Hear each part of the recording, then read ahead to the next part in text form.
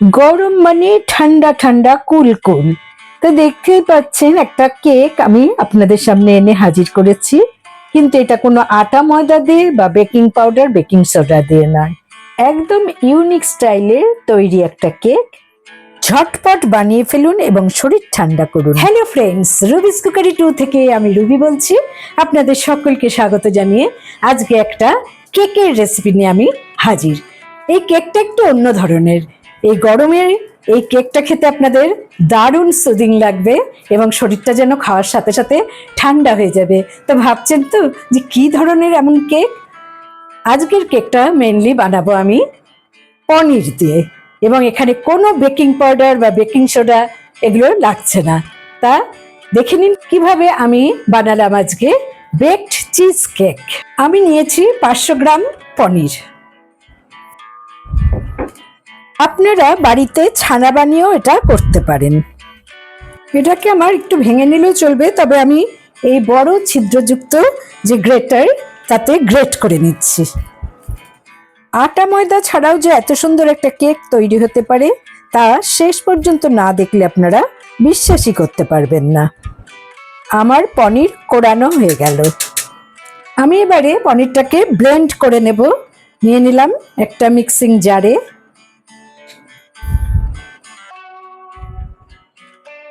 আমি দুবারে ব্লেন্ড করে নেব। এই 1 কাপ দুধ লাগবে আমার পুরোটা ব্লেন্ড করতে, তাই এখানে আমি অর্ধেকটা নিয়ে নিয়েছি, তার জন্য দুধও দিয়ে দিলাম হাফ কাপ। 4টে ডিম আমি ফাটিয়ে সাদা আর কুসুমটা আলাদাভাবে রেখে দেব। যদিও আলাদা করার সময় ছিটে ফোটা এই কুসুমের হলুদটা যদি সাদার মধ্যে পড়ে বা কুসুমের মধ্যে যদি একটু সাদাটা পড়ে তার জন্য কোনো অসুবিধা নেই। মেইনলি সাদাটা আলাদা করার কারণ আছে, সেটা পরে দেখলেই বুঝতে পারবেন।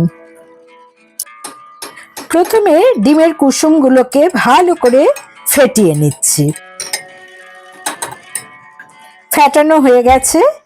আমি এবার এই সাদা অংশটাকে ঢাকা দিয়ে আলাদা করে রেখে দিচ্ছি। আর এই যে ছানা, তার মধ্যে আমি 2টো ডিমের কুসুম অ্যাড করব। তাই 4টে ডিমের কুসুম থেকে আমি 2টো ডিমের কুসুম ফেটিয়ে এর মধ্যে দিয়ে দিলাম। এবারে মিক্সিং জারটা আমি সেট করে নিচ্ছি, ভালো করে স্মুথ একটা ব্যাটার বানাবো বলে। তা আমার কিন্তু প্রথম ব্যাচের ব্যাটারটা বানানো হয়ে গেছে। আমি একটা বড় পাত্রে ঢেলে নিচ্ছি। এরকম স্মুথ ভাবেই কিন্তু ব্যাটারটা বানিয়ে নিতে হবে। এবারে আমি দ্বিতীয় ব্যাচের ছানাটাকেও একইভাবে বেটে নেব। তার জন্য দিয়ে দিলাম ছানা, সাথে হাফ কাপ দুধ আর 2টো ডিমের কুসুম। একইভাবে আমি সেকেন্ড ব্যাচের ছানাটাকেও ব্লেন্ড করে নেব। এটা দেখেও বুঝতে পাচ্ছেন যে বাটাটা কতটা স্মুথ হয়েছে। ঠিক এরকম ভাবেই কিন্তু স্মুথ করে বেটে নিতে হবে। 500 গ্রাম পনির বাটার মধ্যে আমি 150 গ্রাম চিনির গুঁড়ো অ্যাড করে দিচ্ছি।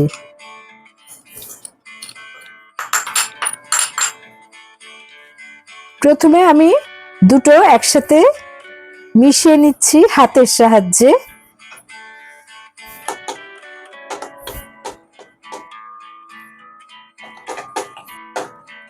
এবারে আমি মেশিন ইউজ করব এটাকে বাটার জন্য, কিন্তু তার আগে আমি নিয়ে নিচ্ছি 1/4 কাপ আমন্ড, যেটাকে আমি গুঁড়ো করে নিচ্ছি।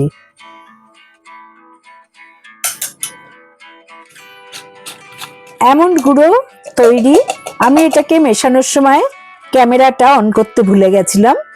যাই হোক, এটা আমি পনিরের মধ্যে মিশিয়ে দিয়ে এবার হ্যান্ড ব্লেন্ডারের সাহায্যে ভালো করে ব্লেন্ড করে নিচ্ছি। আপনারা চাইলে হাতের সাহায্যেও এই কাজটা করতে পারেন, তবে সেক্ষেত্রে কিন্তু টাইমটা একটু বেশি লাগবে। এবার দেখুন, সাদাটাকেও আমি ব্লেন্ডারের সাহায্যে ভালো করে ফেটিয়ে নিচ্ছি যাতে সাদা ফোমটা বেরিয়ে আসে। এই সাদা অংশটাকে যত আপনারা ফেটাবেন এরকম ফোম বেরিয়ে আসবে। এই ফোমটাকে এবারে আমি এই ছানার ব্যাটারের সাথে মিশিয়ে দেব। তবে এই মেশানোটা কিন্তু ব্লেন্ডারের সাহায্যে মেশাবেন না, একটা স্প্যাচুলা দিয়ে খুব সুন্দরভাবে ফোল্ড করে করে এইভাবে আস্তে আস্তে মেশাতে হবে।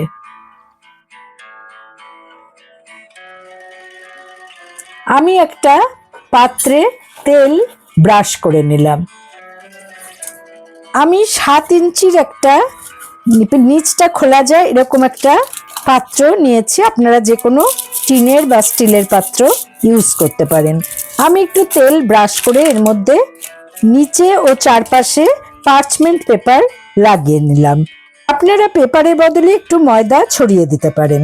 আমি এবার কেকটা এই ডিপ কড়াতে বানিয়ে নেব। তা বসিয়ে দিলাম একটা কড়া, ফ্লেমটা অন করে দিলাম আর কিছু লবণ এতে দিয়ে দিলাম। কড়াতে বেক করলে সবসময় নিচে একটু লবণ ছড়িয়ে দেবেন আর তারপর একটা স্টিলের স্ট্যান্ড বসিয়ে ঢাকা দিয়ে আমি 5 মিনিট প্রিহিট করে নিলাম। এবারে আমি মোল্ডের মধ্যে এই ব্যাটারটাকে ঢেলে দিচ্ছি। সামান্য ট্যাপ করে নিতে হবে যাতে সমান হয় উপরটা। এবারে আমি ভ্যানিলা এসেন্স এর উপর দিয়ে 2 টিস্পুন ছড়িয়ে দিচ্ছি। আপনারা চাইলে ভ্যানিলা এসেন্স দিয়েও ব্যাটারটাকে ফেটিয়ে নিতে পারেন। 5 মিনিট প্রিহিট হয়ে গেছে। আমি ঢাকাটা খুলে এর মধ্যে খুব সাবধানে বসিয়ে দিলাম কেকের পাত্রটা। এবার ঢাকা দিয়ে আমি এটাকে প্রায় মিডিয়াম টু লো ফ্লেমে 50 থেকে 55 মিনিট পর্যন্ত বেক করে নেব। 40 মিনিট পর আমি ঢাকাটা খুলে একটু চেক করে নিচ্ছি। দেখুন মাঝখানটা এখনো কাঁচা আছে যে বোঝাই যাচ্ছে।